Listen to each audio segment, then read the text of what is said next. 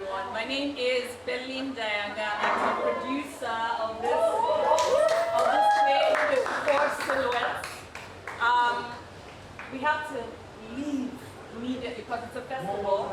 So once the play is over, we have to head out so that the next play can set up for their audience also. However, please don't rush off. There is our backdrop is down. When she comes down, it's just here so that we can take photos and hug each other and say and drink wine and whatever. But mostly so we can take photos. Thank you with the backdrop. Yeah. Thank you. So ladies and gentlemen, 54 silhouettes.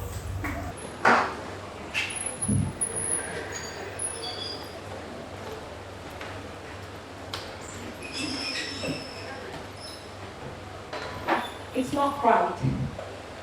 It's not. And it's not stubbornness. It's at some point you have to stand for something. What else can I do? What would you do? That's not a rhetorical question. I'm asking for your answer, judgment. Okay, let's rewind. Let's take this business back to something on the start and let's see what's what. So we're sitting in the film director's office, me and my agent, Sonny Chuk. We've been waiting for about 2 hours. Sonny insisted we got there early. So I'm sitting in the office getting impatient with every tick of the second.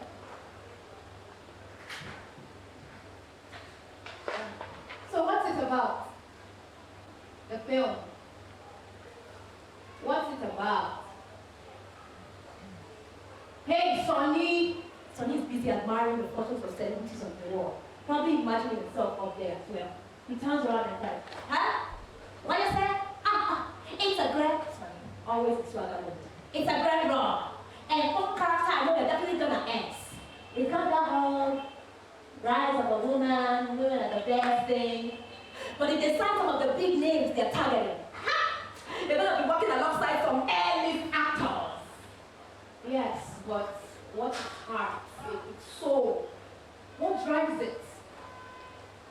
Think it's a job. Money in the bank. One more step up in your career. That's driving up. Sonny has this idea that all I care about is art. As if I also want to have things to do. Look, babe. This is business. A money-making business. And you're a good actress. A fine actress. Far above a lot of jokers in this business. But this business is about more than talent or art. Profit. And what we gotta do to make it. Just like any other business. I understand. I mean, he's poured a lot of himself into this chase. But so have I. And regardless of whatever we sacrifice, we remain responsible for how the ripples of our actions affect every other person swimming in these waters of life. We have to be. Right? Sonny needs to make that kind of talk for me. He says, baby, you're just a romantic.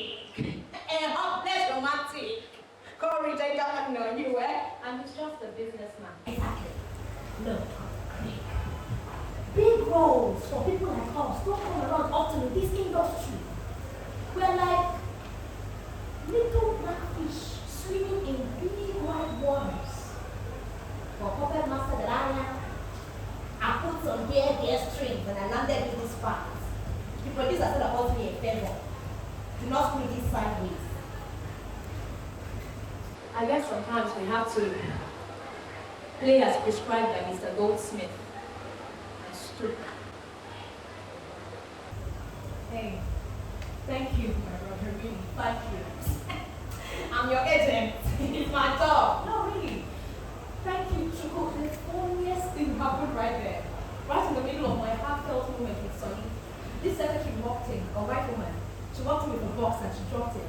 And just as I was saying to Sonny, thank you, Chukwudi. I really appreciate it. So he flipped. What?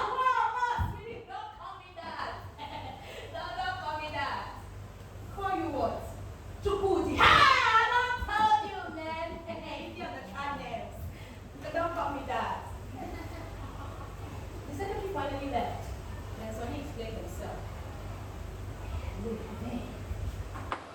These whites, they find their names hard to pronounce. And some of them don't like that. It gets their tongues in their tooth. So when we're around company, don't. That's why this Sunny is simple and slick. Hey, son. Yo, son. What up, Sonny? Look, if you can't fight with nostalgia, keep it short. Call me Chalk. Chalk. That's my name. Not the one your mama blessed you with. That's my business name. Sonny, are you ashamed of? Hey! You would have gotten into an argument right there, if not for the film director who walked in. Larry Singer, a white lady. Sonny introduced us. Hey! Yo! Larry Singer! How you doing, man? How you doing? Hey, Sonny Chalk. I'm getting on. Hey, Larry. This is the prodigy I have drenched their ears in praise about. Victoria Chimere meets Larry Singer, visionary Hollywood filmmaker. It's a pleasure, Miss Singer. Mrs. Sign here, Miss Chimere, but please, Larry. Chimere. She didn't understand I was correcting her pronunciation of my name. Huh? Chimere, not Chimere. Chimere. Okay. Syllables. Okay. Chimere. Sonny dropped in to say, why don't you just call her Vicky? Oh, yeah, Vicky. That's safer. Victoria. It's also a pleasure. Okay. Y'all got business to do? I bet that you get to it, huh? I'll catch up with y'all later. Larry, Vicky. Sonny left, leaving me and Larry some time to get to know each other. Larry is an interesting lady. She was a white woman directing a film about Africans, who was very aware that she was a white woman directing a film about Africans, while ignoring the fact that she is a white woman directing a film about Africans. Figure that one out. We kick things off on the right foot, actually. So, Sam speaks very highly of you, as every trader does of his goods. How do you like that? Every trader. Huh. You and Sam related? Cousins? In-laws? Not exactly. How do I explain it? We're both people. That's a trap. And every group in Nigeria. Oh, yeah, of course. How long have you been here in the States? Well, for the past 4 years I've been in and out, but for the past 3 I've been based here. I haven't done any major work on film yet, but I do a lot of theater. Yeah, I think Sonny mentioned that. A troupe I work with, the Lantern Players. We do a lot of international performances yearly. A few months back here in the US, we did Death and the King's Horseman. It's a play by Nigerian author Wale Soyinka. She knew the play.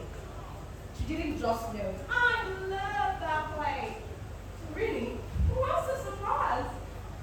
I don't meet a lot of people who are familiar with African literature. Well, I used to be in theater, started out in theater actually.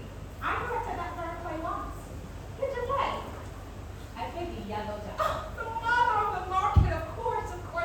Oh, my favorite's in the fit, where the horseman's been captured and thrown inside the cell, bound in chains while the venue battle is on a closure. Woo! I remember the one where he says, the horseman says too,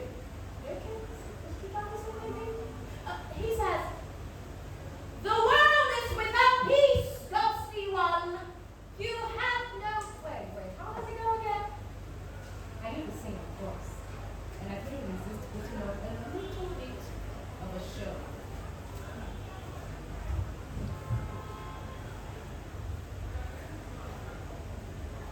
The world is without peace, ghostly one.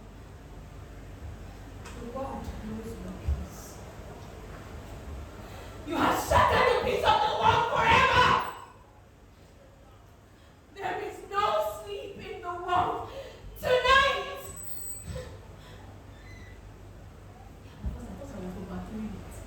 But she loved it.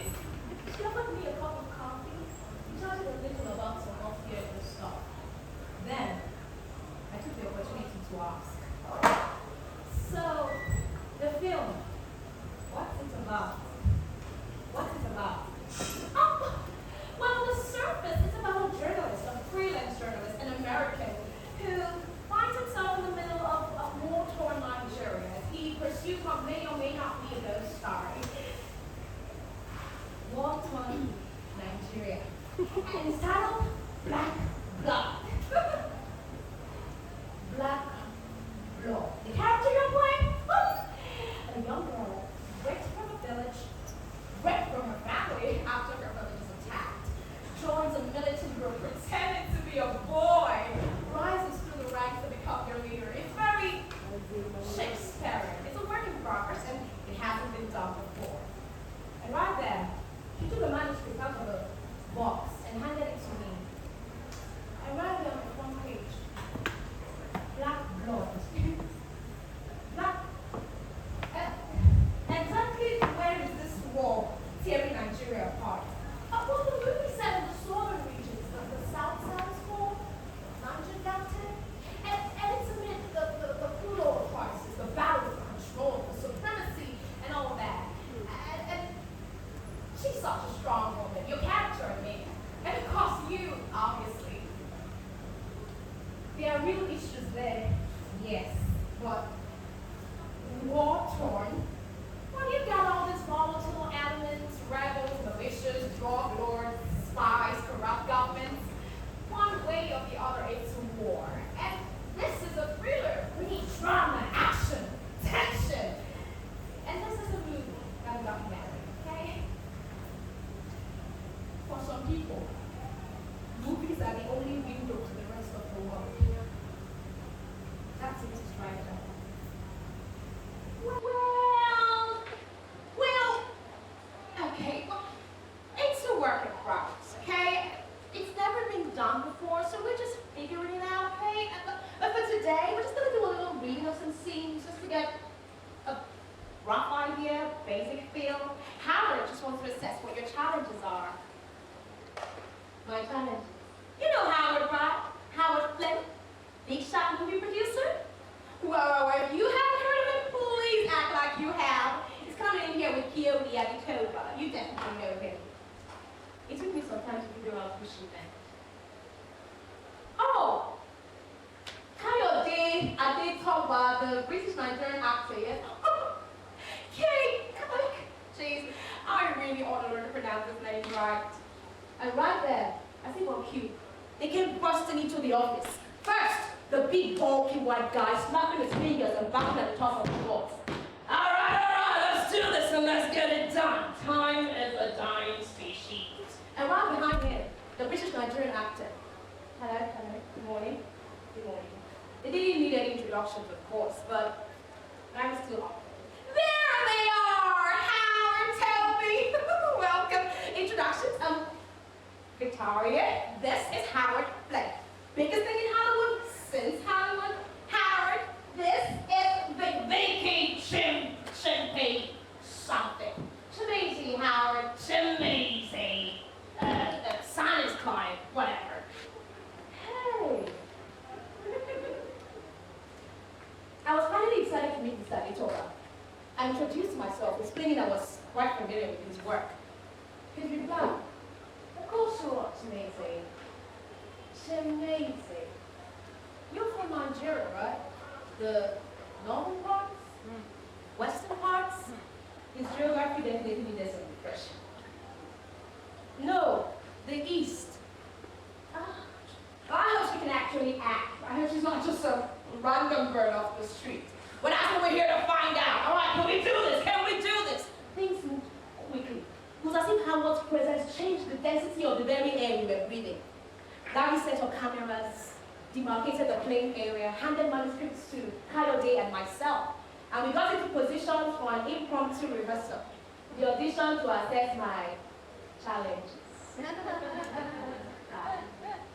So, we're just going to do a little reading of some scenes, and it's basically a dry test, alright? So the characters you're playing, Toby, Vicky, aren't you late African driving the movie? So it's really important before you start building a rhythm. Alright, we're a bit behind the schedule, so gotta act fast, gotta be fast, but still efficient. Most of all, Larry, let them read, that's what's important right now. Alright, of course, alright, Howard. Toby, you're reading the part of General Baba Mbaratula, a leader of the rebel militia, and Vicky, you're reading the part of Tiger, a lieutenant in Baratula's whole army. General Baba Mbaratula. And exactly where is my character from? Like, what part of the Niger Delta, which state? Is that important? I just want to know what accent to use. Accent? Tongue it anywhere you like. Sir, see, the nuances of tongues differ depending on... It doesn't matter, okay? Just tongue it anywhere you like. I should have known when Sonny would not tell me anything about the script beforehand. The scene, as Larry put it, was somewhere deep in the brutal jungles of the Niger Delta. Interior, General Baratula's tent. Midnight, the sound of frogs and crickets all blend in with the distant drumming and singing of villagers. The general is relaxing in his tent as Tiger barges in. I'd only skimmed through a few bits, but I could already see that this was exactly what I feared. Still, give it a chance. So I got into position and carried along as Tiger. General, may I speak with you, sir? Coyote, sitting on a chair before me, in his best impression of an African warlord, opens his mouth. And what in the name of Pan-Africa comes out? You dare not. My doors and ears are always open for my people. That's the Nigerian accent. I try to stay calm. I keep the scene going. General, may I speak with you in private? General Baratula hides nothing from his people. Whatever you have to say to me, Tiger, can be said before me and my soldiers.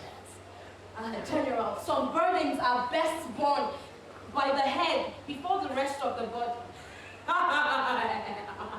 Alas, Tiger, your tongue is sharp like my machete. Boys, fall out. Let me and the lieutenant have a private chat. Now, Tiger, speak. General, there is a heaviness on my mind. Speak it. The last mission on which you sent our brothers, I flattered it. To lose so many good men like that, to an ambush, they must be avenged. That is a problem I have, General. The ambush, the way they die. Yes? Something is not right about it. What are you insinuating? Howard, who didn't look like he was paying us any attention, suddenly jumped on with this grand idea. Insinuating! Larry, isn't that too fluent? Take a note. Insinuating. Too fluent. I almost... Anyways. What are you suggesting? What are you suggesting? General, the only way the army would have found out and ambushed our men is if... General, there is a spy amongst us. Abomination! It won't be the first time. Our lines have been infiltrated before. That was in the past. That was before my men. I threat to amongst my men. A rat in my kitchen. Do you think General Baratula is so weak that he cannot command royalty from threat? Do you speak such an insult in my face? I said, do you speak such an insult in my face? I skipped through many pages trying to see where this thing was going, and honestly, I didn't even realize I had phased out of the scene until Kayode, aka General Baratula, yelled, I said, do you speak such an insult? Oh, it doesn't matter. Pick up the singer. Don't drop the line. Come on. Is there a problem with your script, Vicky? No, not exactly. No problem. I mean, it's just down to politeness to Maisie. Spit it out. This man and woman are meant to be Nigerians from the Niger Delta. Yes? Well, first of all, the name, Baratula. That name is not from anywhere in Nigeria. Sounds Nigerian enough to me. Niger Delta is made up of what? How many? 9 states. Within them, so many cultures, so many tribes. It's too broad to be vague about. Vague! I know Africa's a big country, but it's not like Russia. So I'm just saying, if they are meant to be Nigerian, they may as well be Nigerian. A few basics will help us, help with our characterizations. Now Mr. Kayode with his accent. Kayode is not like being included in a don't say us, mate. You're the one complaining. Boy, would you really help me with my accent? That is not a Nigerian accent. I beg your pardon. What the bloody hell there's nothing wrong with my accent. What the bloody hell is this bird? All right, down, Toby. Calm down. I shouldn't have said anything. Now we try to say the thing. Vicky, I think I kind of get where you're coming from, but you gotta remember the script isn't finished. Yes, I apologize. I'm so sorry. Yes. Our film took a different stance. Mr. Macy, are you the director of this movie? No. Are you here as a producer, maybe? Of course not. A script writer? No, sir. Exactly. You're here as an actor. And that's the confinement of your function, Chamizi. To enact a character you're given as you're given. See, in this country we do things orderly. If you don't like that, over there's called a door. You can walk out of it. Everyone stick to the job you're hired to do. I make movies to make money, not promote far information. Excuse me. Hello? Who's talking? Hey, you called me Angela? Oh, okay.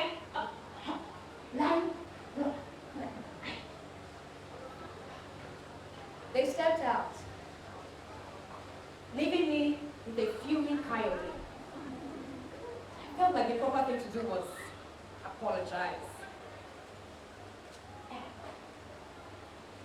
Mr. Kennedy, I'm very sorry. Before I could even get the words out, the man came flying at me. Now you listen here, you impudent! I don't care who's I don't care who you know or how you got to be here. But if you ever again besmirch my skill as an actor, I will see to it that you're kicked so far back, the only acting you'll be doing is dancing around the fireplace, yelling voodoo chants with your ancestors. I apologize if I stepped out of line, but I felt like I was stating the obvious, and I expected you to understand because of your background. What do you mean my background? Your parents, they are Nigerians, immigrants. So, is that how your father talks? Or your mother? Good morning, my son. How are you today? Oh, please, mate. That I was born in Brighton. I live in London. The closest I've been to Africa, my people, is on a plane flying over. My people, please. Do you know what your names mean in Yoruba? Yoruba, that is the ethnic group. I know what Yoruba is, excuse me.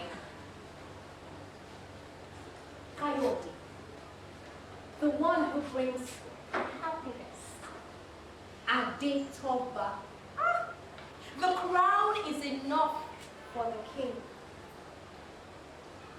You will take something of pride, of worth, to a people with whom you are, fight it or not, bound to by some degree of blood and spit upon it. Even for a people with whom you have no ties of blood or kin or birth, you will do that to your fellow man, portray him to his peril. I know your type. You're one of these dreamers. Head in the clouds, fairy tale of your art, building your head. No matter what, I will always uphold my honor up high. You do not know me, Mr. Kylie. Oh, I do, sweetheart. I know you. You do not know me. If your will is weak, well, mine is unwavering. The kind that actually promotes change. You do not know me, Mr. Kylie. I lack the vision to conceive my kind. More than anger, I felt bad for him. I was honestly going to give him a real piece of my mind, but then Larry walked back in. Alright! Hope you guys got to know each other a little better. She was clearly excited about something. I soon found out when Howard came barging in. Excellent news! I have just wrapped up talks with the agent on a certain Mr. Washington. Washington? Wait. Washington? How would I say? You know me, Dancer, the one and only! He's getting his contract tomorrow and he's signing on. That's absolutely terrific! Woohoo! It was. And I didn't know it then, but it was going to turn out to be so much of a bigger deal than we all could realize. But at that point, that moment, I was standing in the corner, trying to figure out what Sonny had jettisoned me into. Then Howard walked into me. Mr. Macy, I expected you to be more jubilant.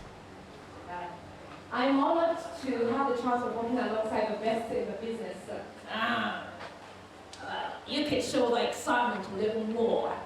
Or should we get you a jungle drum so you can express yourself?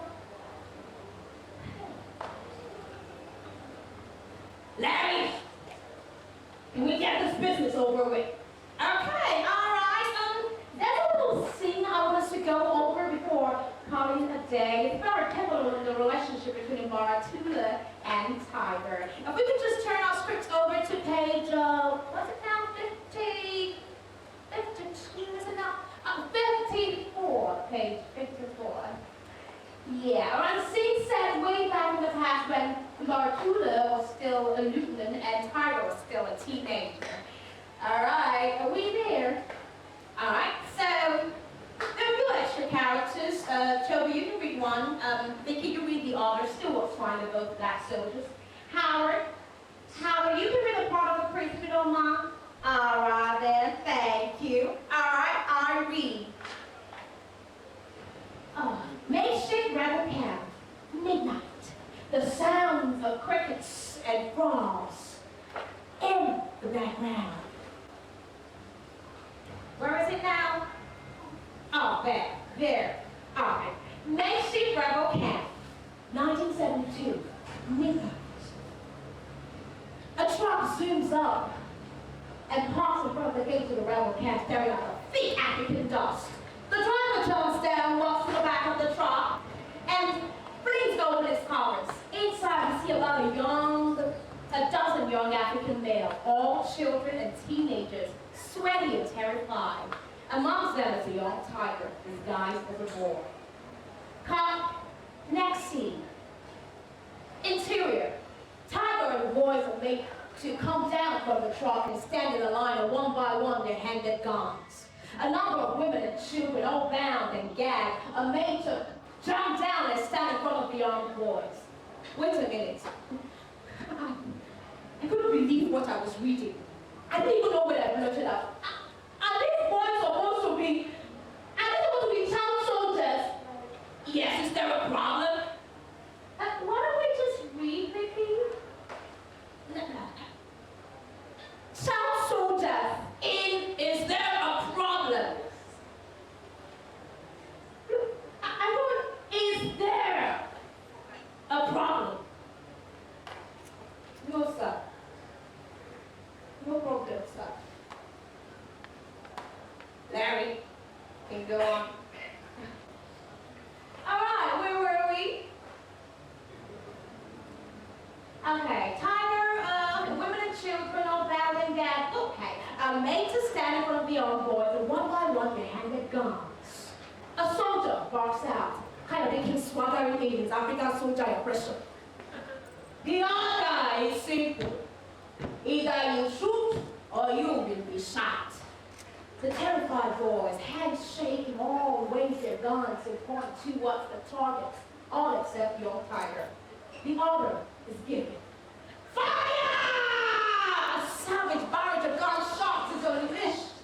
The victims cry out in agony as they are massacred. Blackout. We return to the same scene, guns still freshly smoking. The gate opens as Baratula strides into the compound. He examines the scene and to another soldier says, "Are these the new recruits, eh? Rats. Animals. Have any of them given you any problems?" "No, sir. No problem. I will come here." "Hey, hey, hey! Read the lines properly." "How is properly, sir?" "Like Toby. Read the lines like Toby."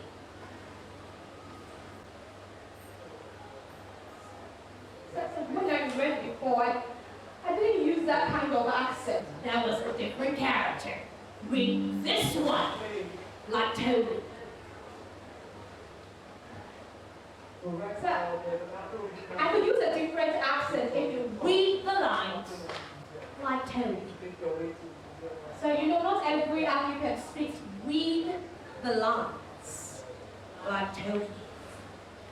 So at least for variety, say read the fucking lines like Toby. Even Larry gave me a gentle kick. Vicky, just read the lines like Toby, please.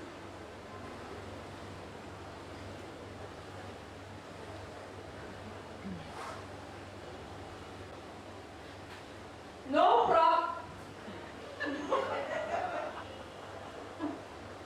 No problem, sir, but this one, he refuses to shoot again and again. No problem, sir, but this one, he refuses to shoot. Good girl. I did not see how it shot my face in blood. Bring him to me. I knelt down in front of the great Baratula. What is your name? Tiger, sir. My name is Tiger, sir. Please, I beg you, my mother. I am my only child, please. Let me just go back to her, please. I beg you, I beg you. I promise, I swear. I will not tell anybody. Oh, shut up, you weakling. You should be licking my boots in gratitude, eh? We are giving you the opportunity to become a real man. But I cannot. I cannot kill her. You cannot kill her. Then we shall teach you. Bring out the priest. How would not outside you playing the priest? Like, you really got into acting the part. We shall teach you today that you are African. There is a beastliness in our blood. And I shall unleash it. Bring me one of those brats. He grabbed the chair, pretending he was a young boy, a young African boy. Come here, leave me alone. Okay, come here. Then he pointed a gun to the chair boy's head. Let us play again. The rule was simple. I shall count to 3. And if by then you have not put a gun into the skull of our righteous priest,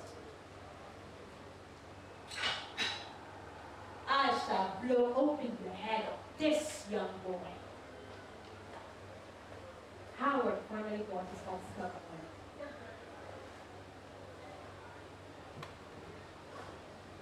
You shall be punished for this, sad boy. You shall burn in the very heart of Picture Hill itself. Listen to me, child. You have to do this. Sacrifice me. It's the only way where we can go rid of the salad man. Take me before it's too late.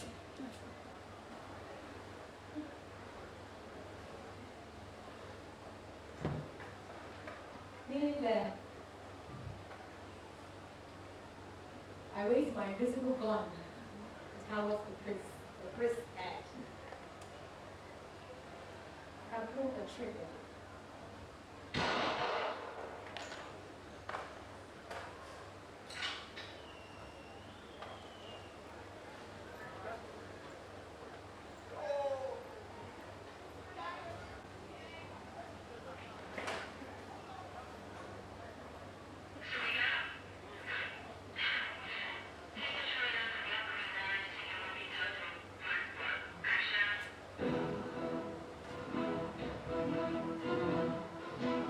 In a land torn apart by war, the people ruled and ravished by greed, where rebels rise in defiance, and death dangles at every door. One man will risk everything he has, everything he is, and question all that he ever believed in the quest to discover the truth. From executive producer Howard Flynn comes the greatest action thriller of the year, Black Blood. And I shall drink my wrath upon this land, and all shall know my name, and all shall hear my name, and the blood that shall flow from the fury of my vengeance shall be black. Black Blood.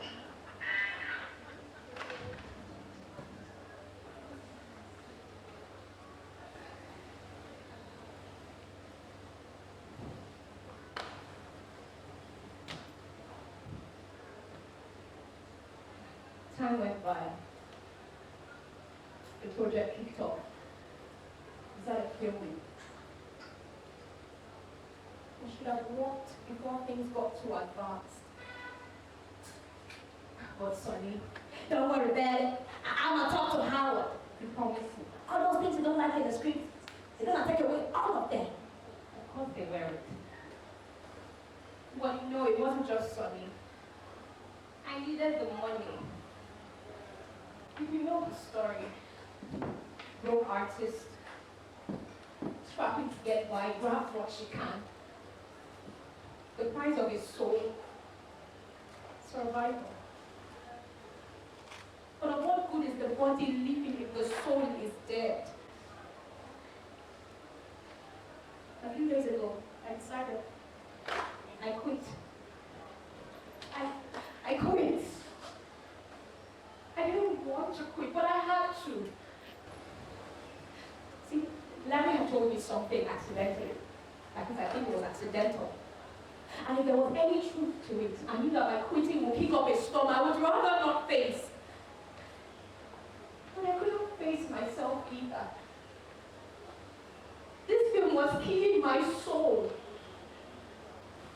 You should have seen how I was feeling when I told you. It wasn't just the strain I was bringing on the production, having to recast and all that. It was that I had, well, at least that's what it felt like, that I had insulted him. Man, you should have seen the fight that broke out. Sonny had to be called in, and oh boy, did he walk into a sight. We were in my office. We were in my dressing room. Me, Larry, Howard, and Coyote. Howard was calling for my hand. I'm gonna rip your head off of my bed, fucking head, you fucking ingrate! Coyote was in the corner egging him on. I'll rip it right off, Howard. Hell, I'll hold her down for you. Larry was the only thing stopping Howard from committing murder in the past. Oh, Daddy, can we just go calm down? Howard, stay back, everybody, please! Sonny stood at the entrance of the door with his jaw sweeping the floor. Brothers, what the hell? Oh, who's not whose mama? Sally, you better get your girl in order. Because if her antics set this production back even one bit, I'm holding you responsible. Look, I do not want any problems. I will just pack my bags and go. Go where? And why are you packing a bag? Because I quit. You should have left ways of this film. What? Now you don't get to quit, Shemazy. You're fired. Larry was still trying to play the peacemaker. No, she's not fired, Howard. And you're not quitting, Vicky. Come on, just calm down. Sonny, you promised me. You told me that this girl was going to fall in line. This mom. How many times, for God's sake, stop calling me girl? Look at that boy, Vicky. You're a girl. You're a child. Cut it out, Toby. Stop making things worse. Howard! Put down the hammer! Put down the damn hammer! Can you just say that? Sonny, can you please help me get Victoria calm? I don't even know what the storm is. Jesus. Mr. Washington is dropping out of the movie. What? That's right. Our biggest star, my one boss office guarantee, is dropping out of the damn project. Oh, that's bad.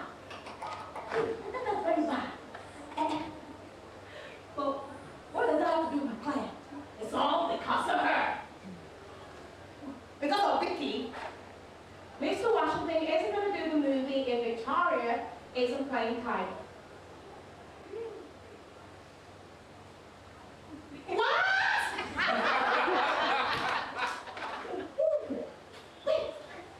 What? It's all awfully unprofessional if you ask me. But I don't care. I need my star actor. I don't know what kind of voodoo, mumbo, jumbo, juju, hexo spell she's got a that half do, but of course, the African has to know black magic. Did you tell her, Larry? Tell her what? You tell Tunisi that Mr. Washington said if anything happened to, well, someone must have told her. She didn't coincidentally decide to quit. Something must have made her think she's worth a pair of shoes. Hey, girl! Tineke! You're a stinking anyway, Shemazy. What are you? You should be thanking your stars or spirits or whatever. Every time you open your mouth, you release your ignorance. Oh, boss. How many of your kind are fortunate to be where you are? My kind. The black man bleeds white. For all your faults, brother, this is not even your land. My land! Jungle Jane.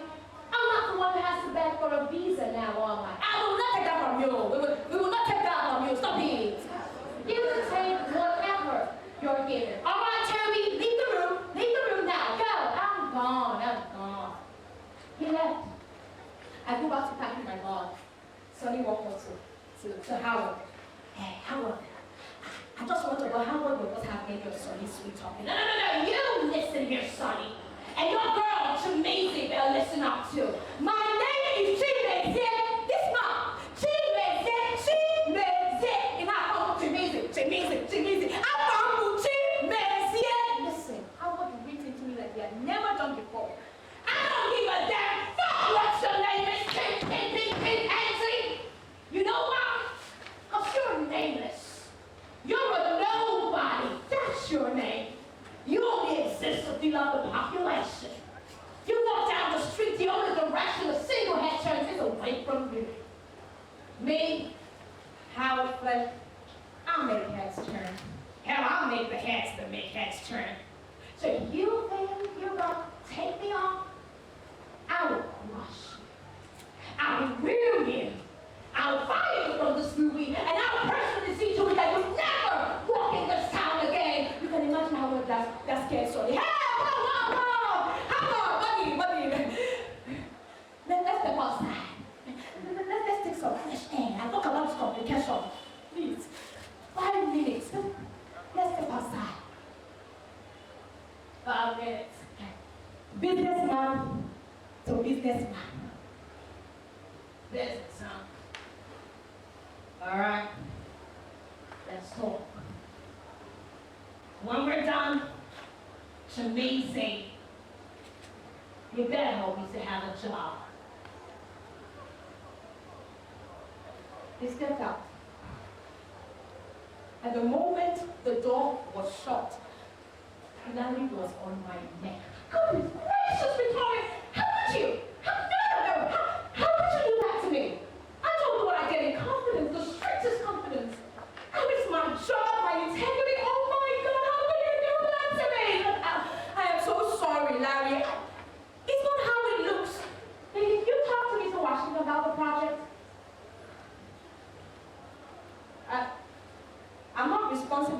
Mr. Washington's decision, but you voiced your opinions to him.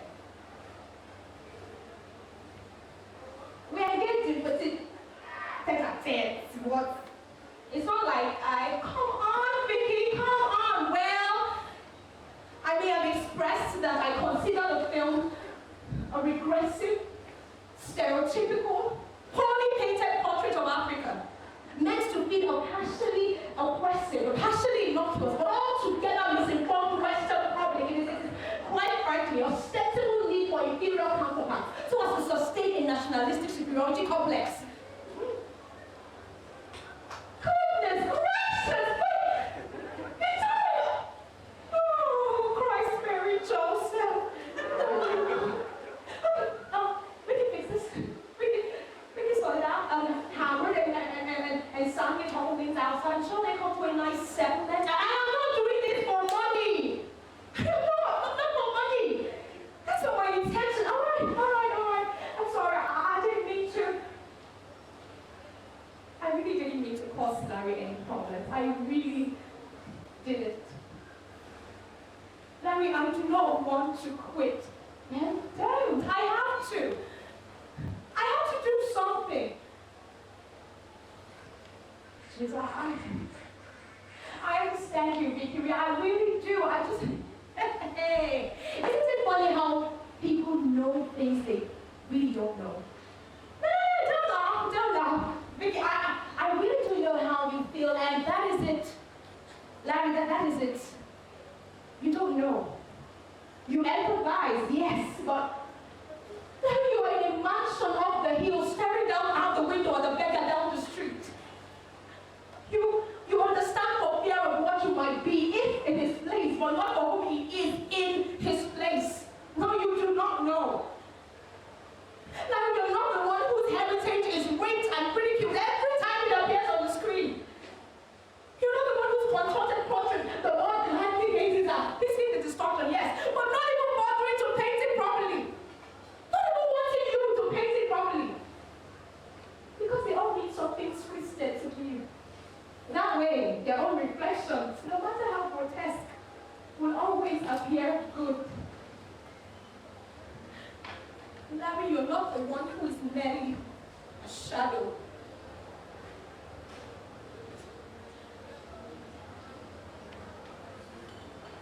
Okay, so what next? Something, somewhere. Vicky. If anything, it really was nice to have made your acquaintance, Miss Chimezie. Same here, Larry, but hey, my name. She learned to say my name. Well, I've been practicing. In another world, or maybe just another time. Larry and I would have done some really good work together. Yeah. Sonny came swaggering in through the door. All right, everything good here? Everything calm? Larry stepped out, leaving me and Sonny to talk. One look at his face and I could tell that something was wrong. He had that mischievous grin he always has when he's done something. Sonny, what have you done? Business, baby! Sonny Chunks always taking care of business. Check it. Not only did I get you that job back, I also got you a raise. They're gonna bump your salary by 20%. Oh yeah! What? Hey! Not only that. They're giving you a sweeter spot on the movie poster. Why where you belong? Your face is gonna be right next to the star. Go on, daddy. Tell me you don't love me. Did you not hear me? Did you not hear what I said? I heard you. I'm not doing this film. I heard it. But I also heard my wife when she said she don't want no kids. And now she's pregnant with child number 4. No, I wasn't having it. I wasn't. I go back to packing my bags. He can go and ask the parts himself. So he pretended that he wouldn't see me packing it. Just kept on talking. No, big.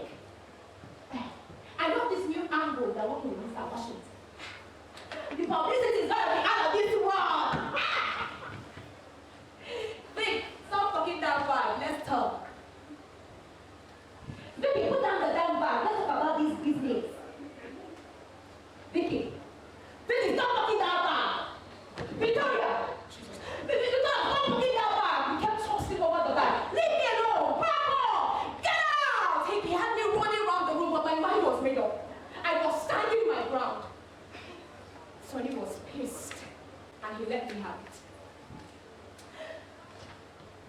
Damn you, man! To hell with you! Damn your brother! Damn your mother! Who else is your father? Damn that person too! You're gonna do this to us, to me! After all the money you big... Oh, you think you got here because of talent? Our friend owed me a favor. Do you know what I would have done with that? What I would have done with this on my life, Sonny, I swear. Every cent you have spent on me will be repaid. I don't want that! I don't want that. I want this one right here. Right now. Oh, Sonny. Sonny, look me in the eye. No, look me in the eye and tell me you feel no shame reading this cesspit of a portrayal. That is the last point, Vicky. That's not the point. I'm thinking strictly business here. And I am thinking about the worth of a people's identity. What was your favorite part? Huh? The wrestling match with the lion. The carnival voodoo priests. The parade of poverty. The AIDS-infected mothers to poverty in stricken illiterate children with eternally who cause riddle noses. No. Tell me what was your favorite part? Damn it, Vicky. Stop me. And even if it's not like they're lying. Those things may be ugly, but they are true. My God! So how can you not see? This is beyond true or false. There is a completeness to a people, a totality. The good, the bad, the ugly, the beautiful, and everything between. Completeness. And when you deny them that, you deny them existence. You kill them. And God knows I am tired of being a murderer. For hell with you, begin. Stop me.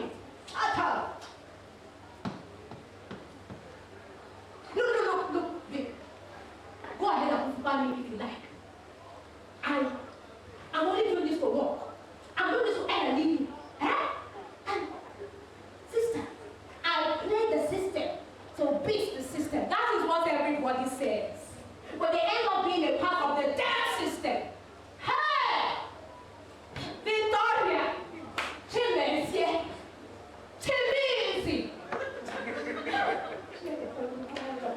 Okay. You spoke of posterity. I have 4 kids.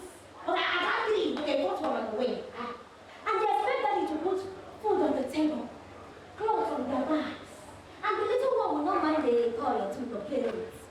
And sister, I'm gonna do it because it's my job. And tomorrow, what are those children going to think? The crumbs are the most they can eat. Crawling is as high as they can reach. Crumbs, eating up. Crumbs are the most they can eat as long as they eat. I'm not a businessman. You are not just, Sonny. You are not just. You are more. I am more. Our existence is more. We are humans. We are souls. We are more than just. We love, Sonny, you and I. We breathe, we cry, we laugh, we live, we die the same way all humans do. But others see us and they only see shadows. Shadows being eaten by their own darkness. You are more.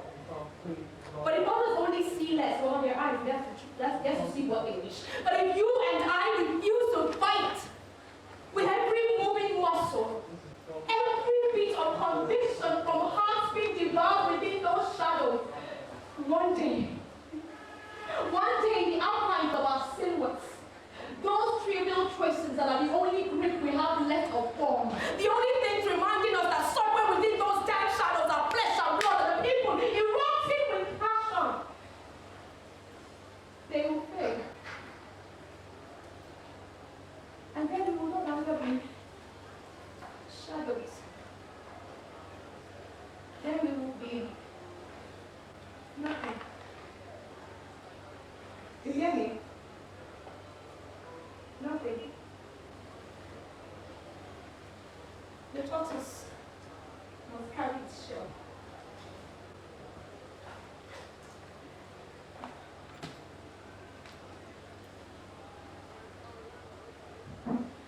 And so here I am.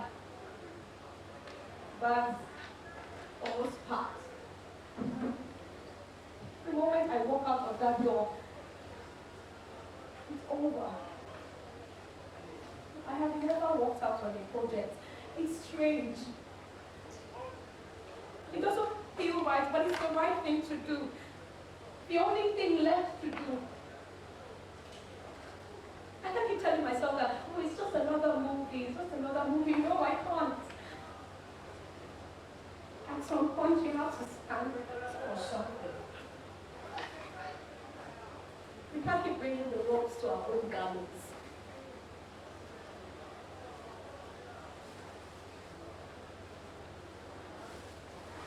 So, I'm still asking.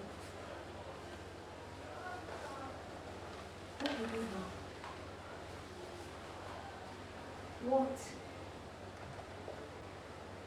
did you do?